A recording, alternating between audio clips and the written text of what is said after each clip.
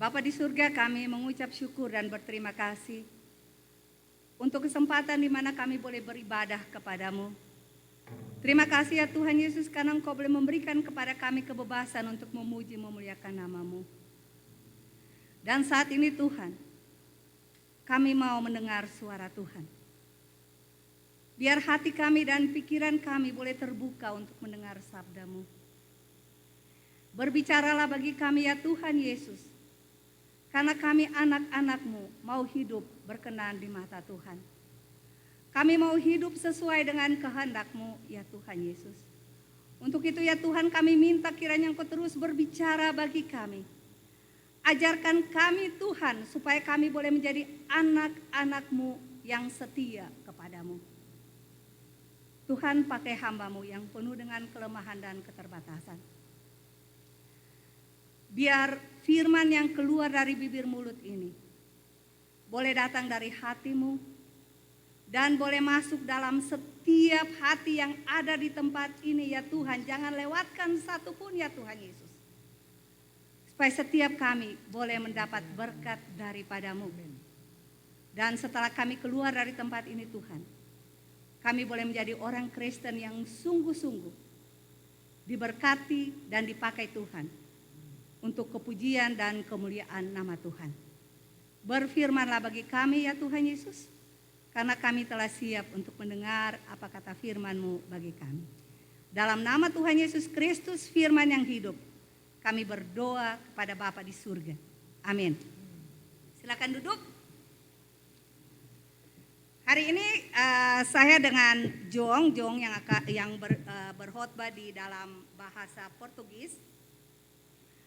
Kami berkeputusan untuk berkhotbah luar dari kitab Markus. Kita akan berbicara tentang tema kebahagiaan sejati. Kalau kita berbicara tentang kebahagiaan, saya percaya setiap kita yang ada di sini mempunyai tujuan untuk bahagia. Amin. Semua orang yang hidup di dunia ini, tujuan hidupnya adalah mencari dan memiliki kebahagiaan.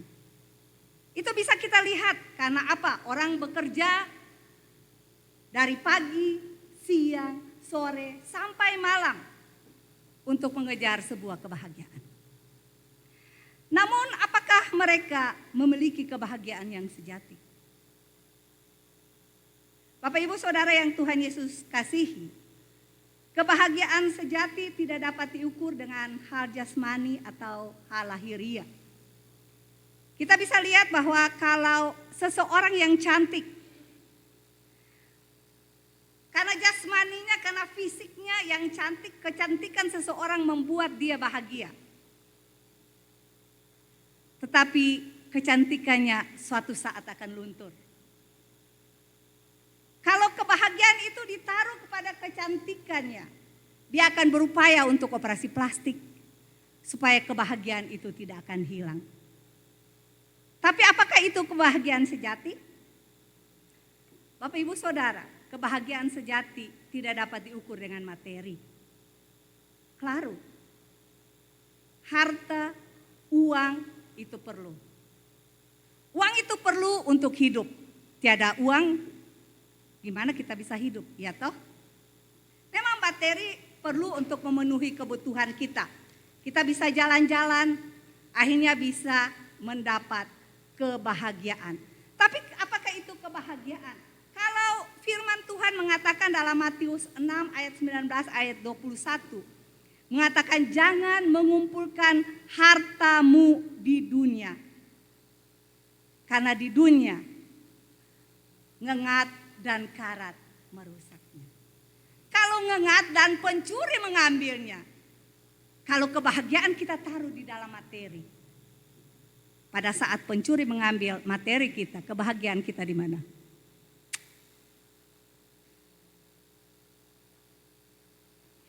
Kebahagiaan sejati tidak dapat juga diukur dari perasaan. Kalau kita senang karena kita bahagia. Claro. Tapi perasaan kita cepat berubah seiring dengan perubahan waktu. Kalau keadaannya lagi baik, hore. Tapi kalau lagi sakit, aduh. Kebahagiaan kita di mana? Dan kebahagiaan pun tidak bisa diukur dengan kedudukan kita. Kalau kita bekerja, kita sebagai bos.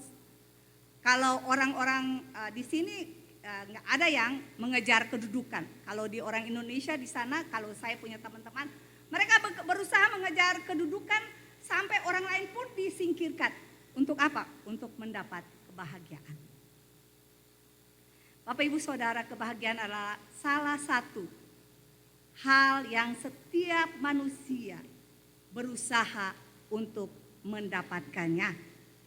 Tapi kalau kita pikir bahwa kalau kita muda, kita berpikir bahwa kebahagiaan itu adalah satu kepastian. Seperti saya kasih contoh seperti cerita Cinderella. Cerita Cinderella gitu. Tahu kan cerita Cinderella? Dia pasti akan bahagia kalau dia bekerja dengan benar. Dia berusaha. Tetapi selama dia bisa melakukannya dengan baik, dia akan mendapatkan kebahagiaan. Suatu saat sepatu kaca bisa pas di kakinya. Mendapat kebahagiaan. Tapi kalau sudah tambah umur, kadang-kadang kita berpikir bahwa kebahagiaan itu suatu ketidakmungkinan. Seperti cerita Romeo dan Julieta. Kenapa saya katakan demikian? Mereka berusaha mengejar kebahagiaan supaya bisa hidup berdua. Walaupun ditentang oleh sana sini. Tapi apa yang terjadi dengan mereka? Keduanya mati. Jadi pada masa muda kita bisa berpikir bahwa kebahagiaan itu adalah satu kepastian. Tetapi pada saat kita tua kita akan berpikir bahwa kebahagiaan itu adalah sesuatu yang tidak mungkin. Kalau Bapak Ibu Saudara tanyakan kepada orang-orang sukses yang ada di sekitar kita, apakah saudara bahagia? Kalian kenal aktor Robin Williams? Kenal? Kalau dia main film biasanya gimana? Semua kita ketawa kan? Semua kita bahagia kan?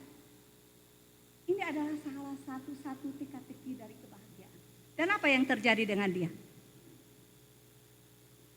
Apa yang terjadi dengan dia? Dia mati apa sih? Bunuh diri.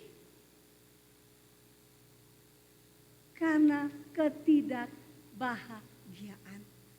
Dia bisa memberikan kebahagiaan kepada orang lain. Tetapi dia tidak mendapatkan kebahagiaan. Nah sekarang pertanyaan bagi kita. Apakah kebahagiaan itu kepastian atau ketidakmungkinan? Kita bisa bahagia atau tidak mungkin kita bisa bahagia?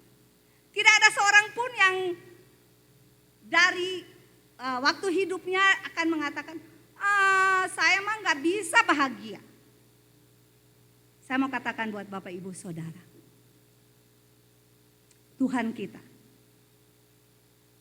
mau supaya kita bahagia. Firman Tuhan katakan tadi, kita belajar dari Yohanes 10 ayat 10. Dia memberikan kepada kita hidup yang berkelimpahan. Dan salah satunya kebahagiaan adalah kelimpahan di dalam hidup. Untuk itu saya mau mengajak Bapak Ibu Saudara untuk membuka firman Tuhan. Supaya kita melihat bahwa kebahagiaan itu pasti. Kebahagiaan itu mungkin. Mari kita buka firman Tuhan dari Mazmur 1.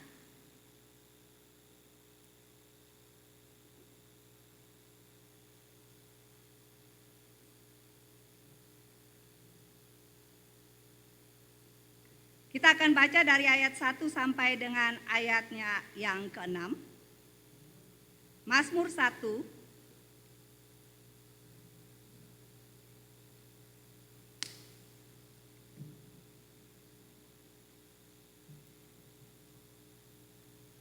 Mazmur 1 berbunyi demikian.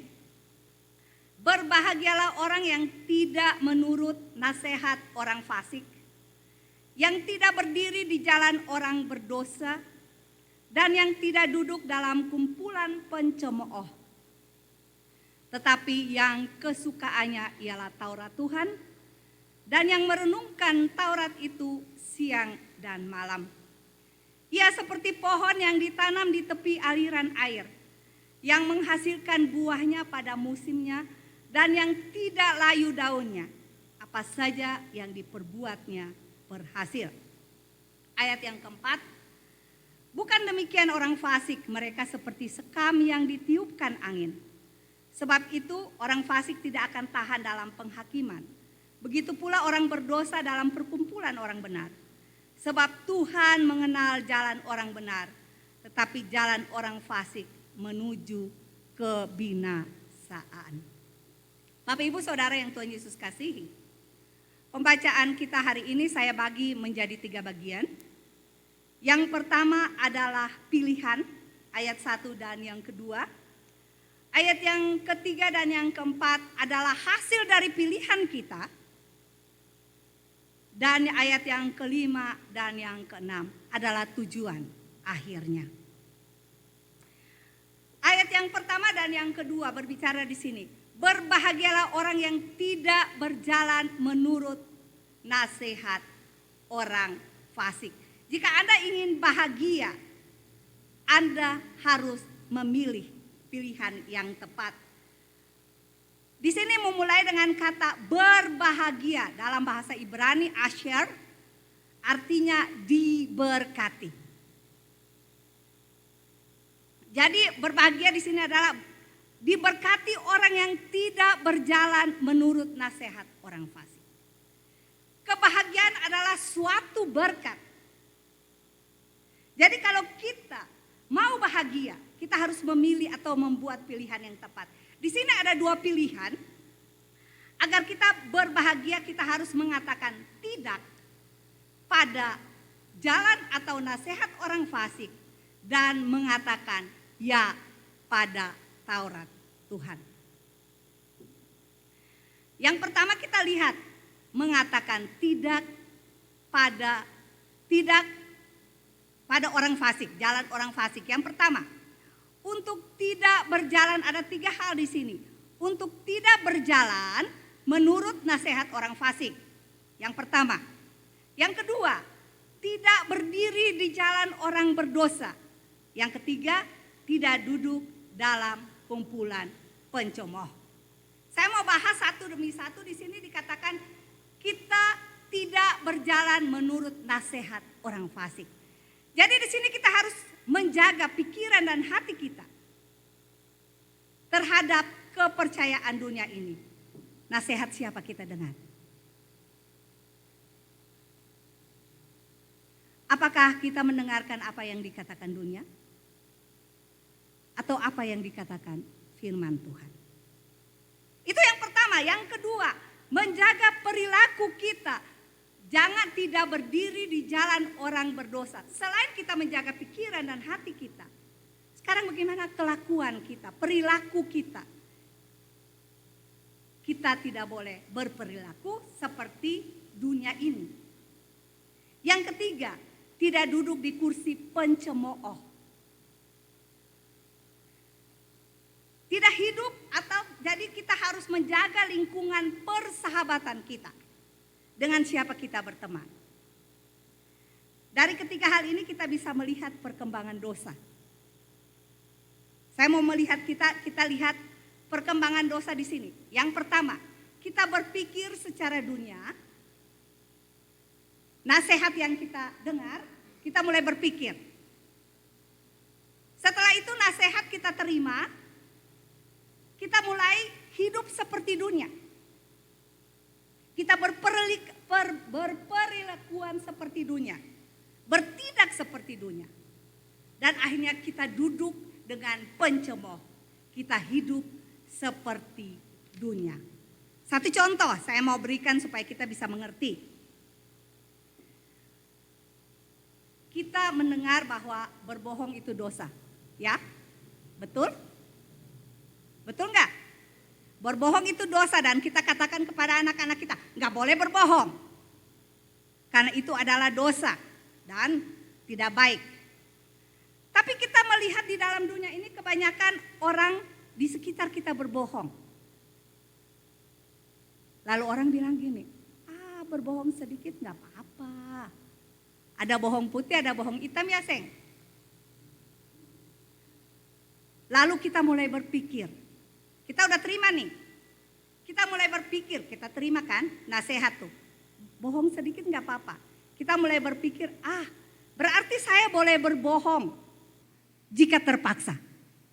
Oke, saya terima nasihat, saya mulai berpikir, nasihat itu saya terima, kalau saya berbohong jika terpaksa oke. Udah nih, udah masuk di pikiran nih, di hati nih. Dan pada saat berjalan hidup ini, ingat loh, hanya jika terpaksa saya berbohong. Kemudian muncul situasi di mana saya harus memilih antara mengatakan yang benar atau berbohong. Karena mengatakan yang sebenarnya akan membawa saya kepada hal yang menyusahkan. Saya mengatakan berbohong, saya mau izinkan saya mengatakan kepada Bapak Ibu, berbohong itu enak loh.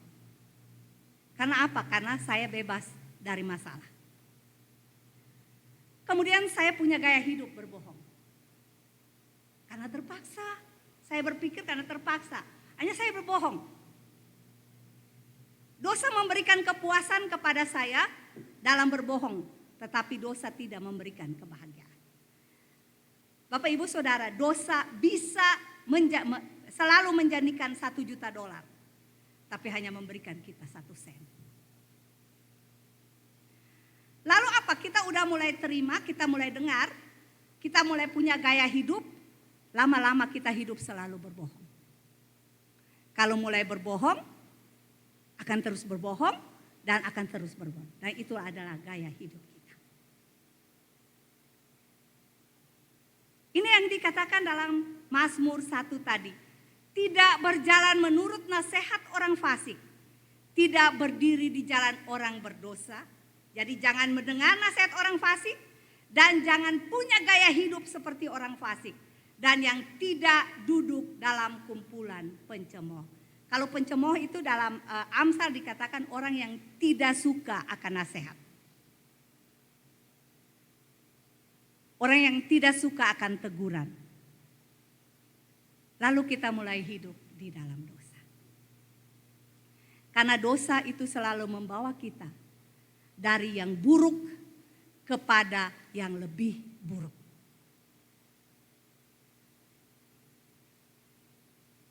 Kalau dosa itu selalu menipu kita dengan janji-janji kosongnya. Tapi kita terus jatuh di dalamnya. Kenapa? Saya mau katakan kepada Bapak Ibu Saudara. Karena tidak cukup kita hanya mengatakan tidak kepada dosa.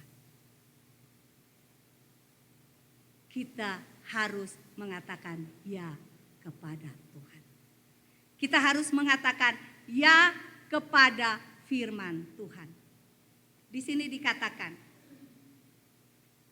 ayat yang kedua, tetapi yang kesukaannya ialah Taurat Tuhan dan yang merenungkannya Taurat itu siang dan malam. Taurat Tuhan, berbicara tentang Taurat Tuhan bukan hanya satu bagian saja dari firman Tuhan yang kita suka. Tapi semua isi firman Tuhan kita harus menyukai. Kalau berbicara dengan kata suka, saya ingat dulu waktu saya mulai datang di Brasil, saya suka sekali KFC. Saya senang makan KFC. Lalu suami saya karena ingin menyenangkan hati istrinya, dia selalu tiap hari berusaha untuk mencari di mana ada KFC. Tahun 94 nggak ada KFC di mana-mana. Lalu satu kali KFC muncul, tahu ada di mana? Di Butantang. Karena dia ingin menyenangkan hati istrinya, dia cari. dan mendapatkan KFC, di Butantang dia membawa saya ke sana untuk menikmati KFC.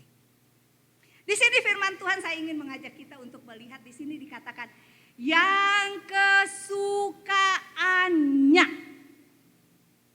Kalau berbicara dengan kata suka, kalau kita suka sesuatu, kita akan berusaha untuk mendapatkannya.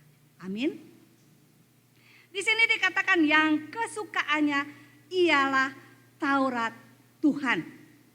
Jadi itu berarti gambaran seseorang yang melihat Alkitab bukan sebagai suatu keharusan, tetapi satu kerinduan, suatu keinginan untuk mendapatkan isinya. Kalau tadi kita lihat 3 tahap dari seperti orang fasik, saya juga mau mengajak kita untuk melihat di sini 3 tahap di sini. Yang pertama, kita suka. Kalau kita suka, kita berusaha untuk mendapatkannya. Kalau udah suka, gak mungkin makan 1 kali 1 hari 1 minggu. Mungkin kita akan makan setiap hari. Yang di sini suka sambal, makannya 1 kali 1 minggu, 1 kali 1 minggu, setiap minggu atau setiap hari. Setiap hari karena suka sambal. Akan mencari karena suka akan firman Tuhan, akan mencari akan firman Tuhan. Mencari untuk menikmatinya setiap hari. Kalau sudah dapat, kan tidak taruh aja di sini, saya udah dapat KFC, saya taruh aja. Gak mungkin kan? Ore, saya dapat KFC, lalu saya lihat aja gini. Oh, saya harus ambil dan saya makan. Begitupun firman Tuhan.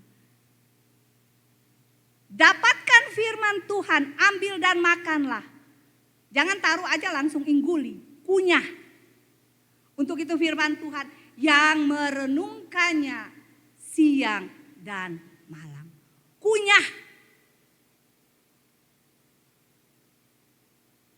Tidak cukup Bapak Ibu Saudara membaca.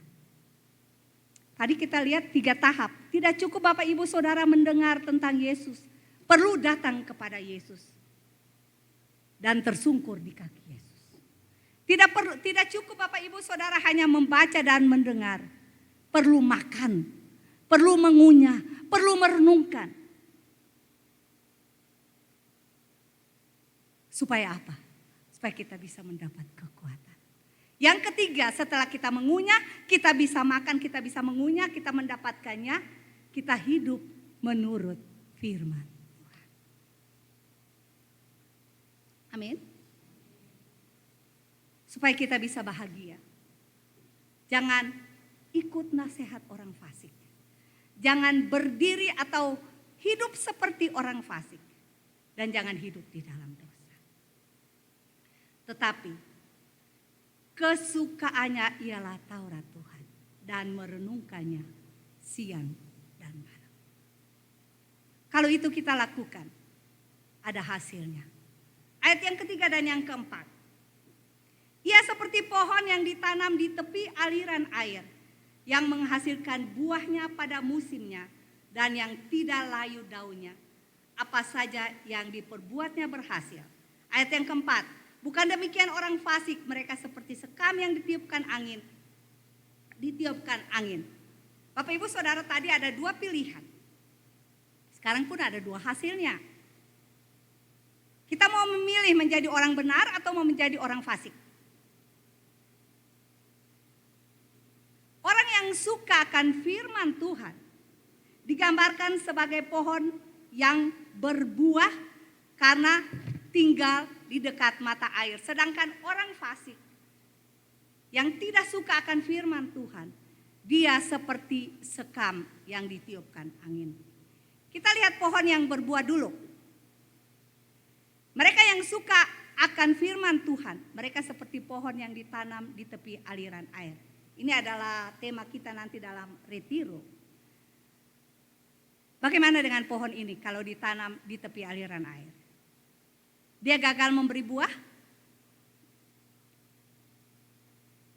Kalau pohon yang ditanam di tepi aliran air, tadi pagi Jojo angkat saya punya kembang satu di depan, taruh di teras karena saya sudah berapa hari gak siram.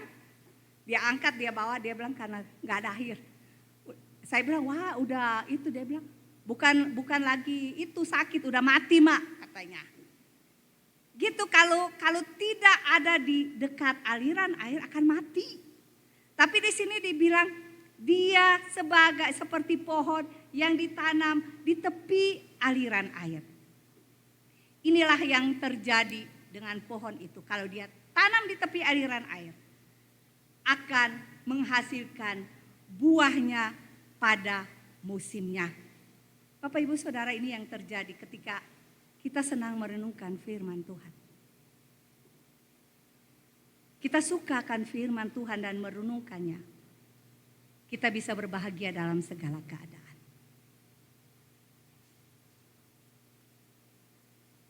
Tadi Onyo kasih satu contoh tentang tetangganya. Katanya tiap hari bernyanyi. Dan secara manusia kita berpikir, wow orangnya gak terlalu hebat kan, gak terlalu kaya kan. Boleh dikatakan, Onyo gak katakan begitu, tapi pemikirannya demikian. Nenyo, kok bisa bahagia? Gitu. Itu adalah pohon yang ditanam di tepi aliran air. Kalau kita suka akan firman Tuhan, kita bisa berbahagia dalam segala keadaan. Karena kebahagiaan kita tidak tergantung keadaan. Nah sekarang pertanyaan, kebahagiaan Anda berasal dari siapa? Kebahagiaan kita tergantung dari apa? Apakah Anda adalah pohon yang ditanam di tepi aliran air? Dikatakan di sini, yang menghasilkan buahnya pada musimnya. Ada musim dalam segala hal. Ada musim semi, ada musim kemarau. Kehidupan kita pun juga akan selalu melewati musim demi musim. Mungkin kadang-kadang kita lihat hasilnya, lihat buahnya. Kadang-kadang kita tidak melihat buahnya karena kita sedang melewati musim kemarau. Tapi yang indahnya, daunnya tidak layu. Walaupun kita berada di musim kemarau Bapak Ibu, daun kita tidak akan layu.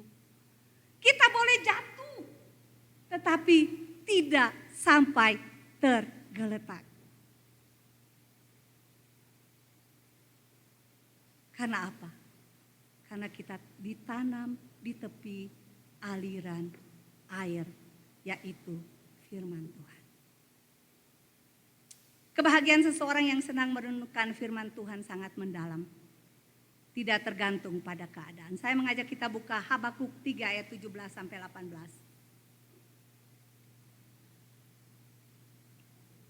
Habakuk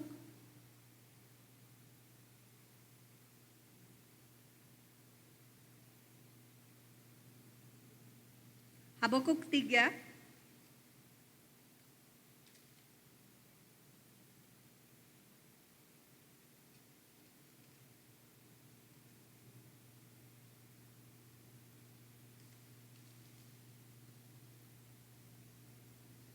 ayat 17 sampai 18, ada yang mau baca buat saya?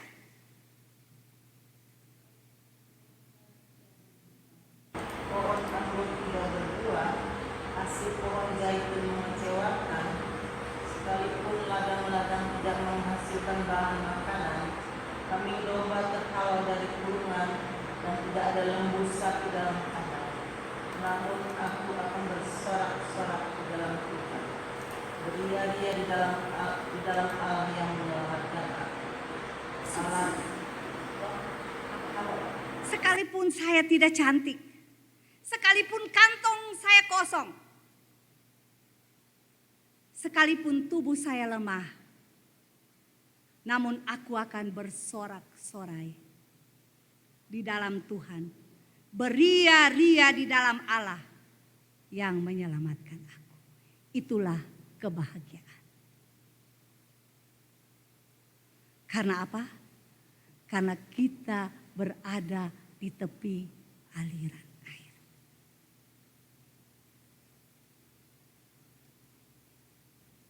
Itu adalah hasil yang pertama kalau kita setia merenungkan akan firman Tuhan. Apa yang dikatakan dengan orang fasik? Ayat yang keempat. Bukan demikian orang fasik, mereka seperti sekam yang ditiup angin. Tahu apa artinya, apa itu sekam? Sekam itu seperti kulit padi. Jadi kalau untuk kulit padi itu lepas, kan mereka mesti pakai nyiru kan. Lalu ditiupkan angin, kadang-kadang kita. Lalu sekamnya terbang. Kenapa sekamnya terbang? Karena dia tidak terikat. Jadi untuk memisahkan beras daripada padi itu, dari sekam itu ya diterbangkan angin cepat karena tidak berakar. Jadi Mazmur mengatakan bahwa orang fasik itu seperti sekam, tidak berbobot, tidak berguna. Karena mereka tidak mempunyai akar, mudah diterbangkan. Saya mau kasih ilustrasi atau saya mau tanya buat Bapak Ibu Saudara, jujur ya, jawab ya. Jujur nih, tadi kan kita udah bilang toh berbohong itu dosa. Bapak Ibu percaya bahwa berbohong itu dosa? Angkat tangan yang berkata bahwa bohong itu dosa. Denny, bohong gak dosa ya Den? Saya suruh angkat tangan, Denny gak angkat tangan. Kalau sekarang saya mau bilang buat Bapak Ibu Saudara, saya beri Bapak Ibu Saudara $5. Siapa bersedia untuk berbohong dengan $5?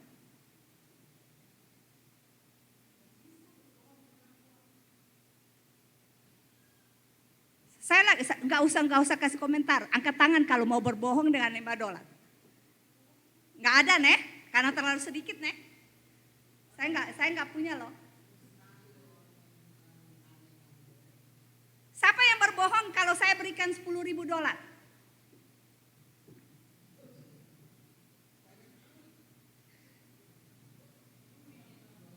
Wah, puji Tuhan. Sekarang pikir yang baik-baik. Kalau uang ini saya kasih buat kalian, kalian bisa bantu. Saya mesti di sini, kalau enggak nanti Yonggi. Yonggi lagi. Pikir baik-baik, kalau dengan uang ini Bapak Ibu Saudara bisa bantu orfanato dari tempatnya Nalina bekerja. Dengan uang ini Bapak Ibu Saudara bisa bantu yang lain.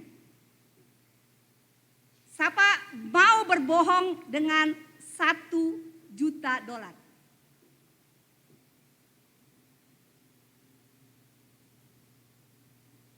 Kalau Bapak Ibu Saudara tidak mengangkat tangan, kalian sudah berbohong dengan gratis.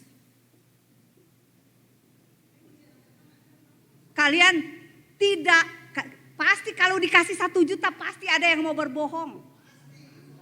Justru itu saya bilang kalian berbohong gratis.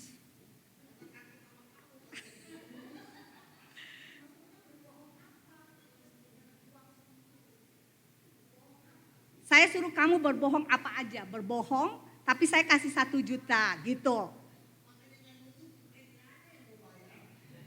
Iya, justru itu saya bilang kalian tidak berbohong, tidak mengangkat tangan, karena kalian mau berbohong secara gratis. Kita bohong. Siapa yang tidak mau $1 juta? Itu bohong. Itu bohong. Itu adalah seperti sekam yang tidak berbobot.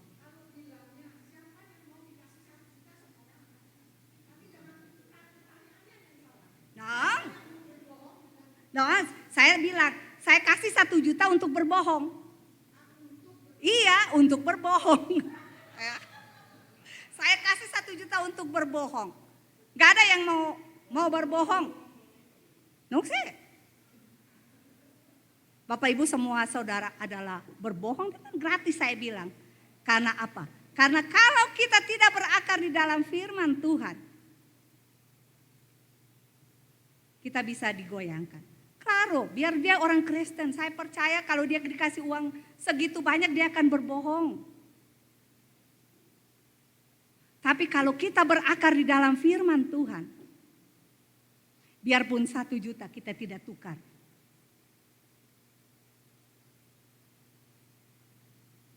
dengan hidup sebagai anak Tuhan. Amin. Ini hanya satu ilustrasi yang saya nggak akan berikan kalian. 5 dolar aja saya nggak kasih.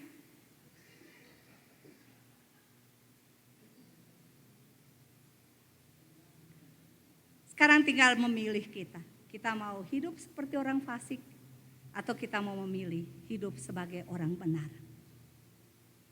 Kalau kita mau memilih sebagai hidup sebagai orang benar, kita akan memberikan hasilnya. Kita akan berbuah pada musimnya. Walaupun itu musim kemarau dalam hidup kita, daun kita tidak akan layu. Amin.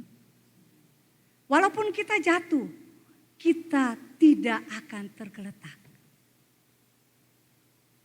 Karena Tuhan menyertai kita. Yang ketiga, tujuan akhirnya, ayat yang kelima dan yang keenam. Sebab itu orang fasik tidak akan tahan dalam penghakiman.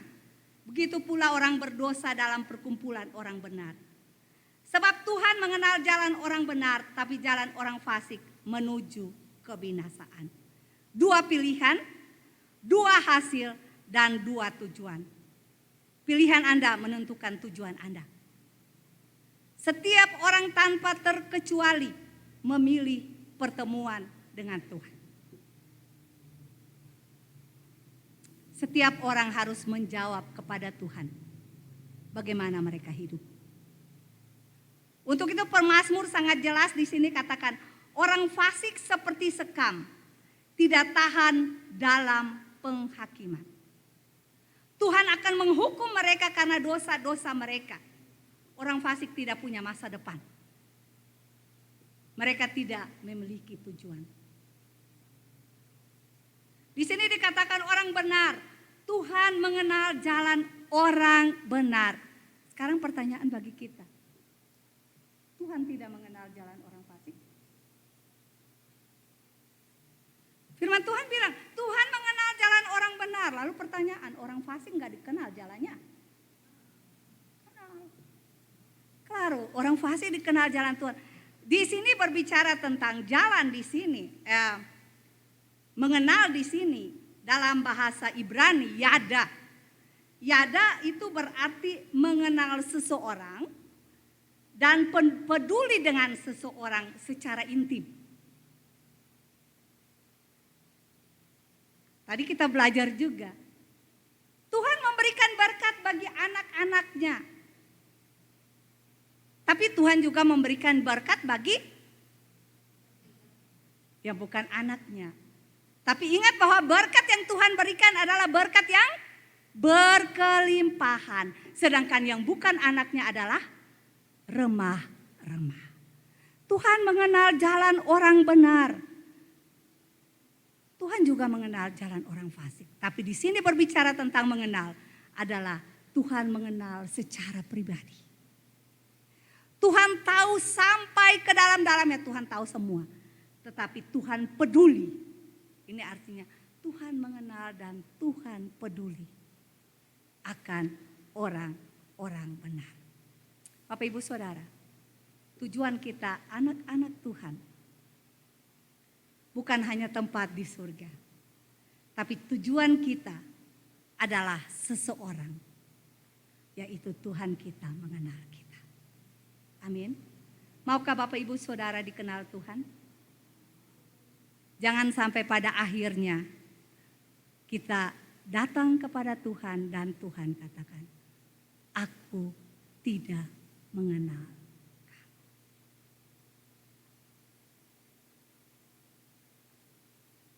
Semoga firman Tuhan hari ini boleh mengajar kita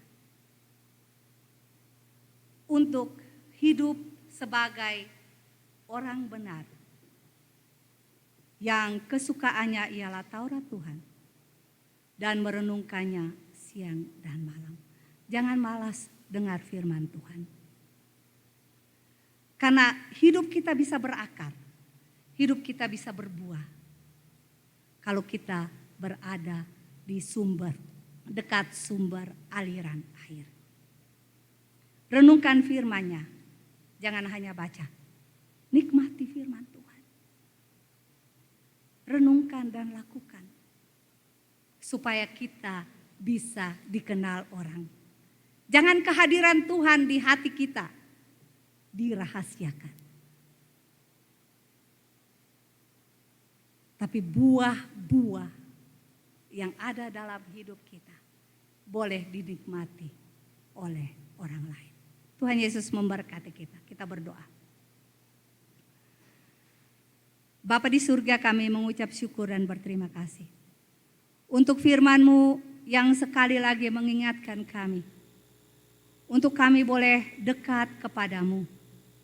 Kami boleh mencintai atau menyukai akan Taurat Tuhan. Tidak hanya menyukai ya Tuhan Yesus.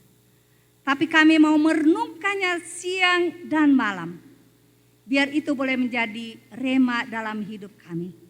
Untuk terus mengasihi akan firman atau menyukai akan firman Tuhan. Mau belajar tentang firman Tuhan. Supaya kami boleh seperti pohon yang ditanam di tepi aliran air. Yang bisa memberikan buahnya pada musimnya. Dan walaupun musim hidup kita penuh dengan kemarau demi kemarau. Tapi daun kita tidak layu Tuhan. Karena Engkau ada bersama-sama dengan kita. Terima kasih Tuhan Yesus untuk firman-Mu. Biar firman-Mu terus mengajar kami untuk tetap hidup di dalam Engkau. Dalam nama Tuhan Yesus Kristus kami berdoa kepada Bapa di surga. Amin.